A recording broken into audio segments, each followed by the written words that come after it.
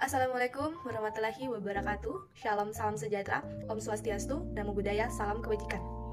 Perkenalkan, nama saya Keisha Leonika Sarangan dari jurusan Fisioterapi, Fakultas Ilmu Keolahragaan dan Kesehatan dengan NIM 2203 0650 1004 dari Universitas Negeri Makassar.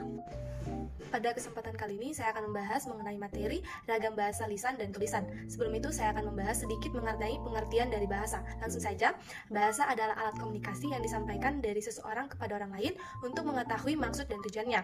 Penggunaan bahasa Indonesia yang benar, yaitu bila mana kita menggunakan bahasa Indonesia yang sesuai dengan kaidah atau aturan bahasa Indonesia. Untuk dapat menggunakan bahasa Indonesia yang baik dan benar, maka perlunya kita memahami tentang ragam bahasa. Kenapa kita memahami ragam bahasa? Karena ragam bahasa ini berpengaruh dalam penyampaian informasi, sampai atau tidak informasi kita ke lawan bicara atau ke pembaca ataupun pendengar. Kalau tidak sampai, berarti ada yang salah dengan penggunaan ragam bahasa yang kita pakai. Indonesia merupakan negara yang kaya akan berbagai macam perbedaan, mulai dari suku, budaya, agama, hingga bahasa.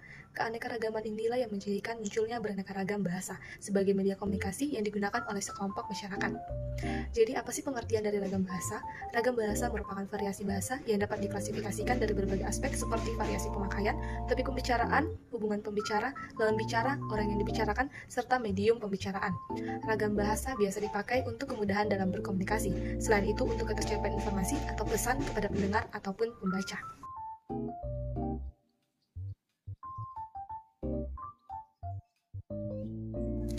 Ragam bahasa lisan merupakan ragam bahasa yang diungkapkan melalui media lisan, terikat oleh ruang dan waktu sehingga situasi pengungkapan dapat membantu pemahaman. Sedangkan ragam bahasa tulis merupakan ragam bahasa yang digunakan melalui media tulis, tidak terikat ruang dan waktu sehingga diperlukan kelengkapan struktur sampai pada sasaran secara visual. Adapun perbedaan ragam lisan dan tulis. Ragam lisan memerlukan orang kedua atau teman bicara, sedangkan ragam tulis tidak memerlukan orang kedua atau teman bicara.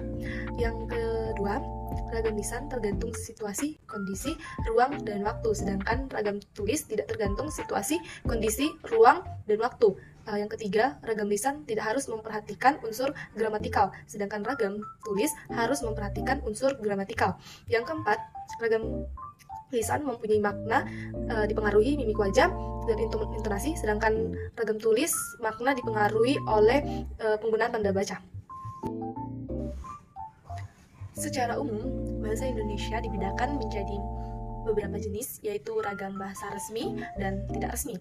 Ragam bahasa resmi merupakan ragam bahasa yang biasa digunakan dalam situasi resmi atau formal, misalnya surat dinas, pidato, dan makalah, atau karya tulis. Ragam bahasa resmi atau formal biasanya menggunakan tata bahasa yang baik atau sesuai EYD, lugas, sopan, menggunakan bahasa yang baku, baik itu dalam bahasa lisan maupun tertulis. Ragam bahasa tidak resmi adalah ragam bahasa yang biasa digunakan dalam suasana tidak resmi, misalnya surat pribadi dan surat untuk keluarga, atau berbentuk lisan, contohnya dalam percakapan sehari-hari. Ciri-ciri ragam bahasa tidak resmi adalah kebalikan dari bahasa resmi. Biasanya digunakan oleh orang-orang yang sudah akrab, seperti antar teman dekat, antara orang tua atau anak, atau pada kerabat dekat lainnya.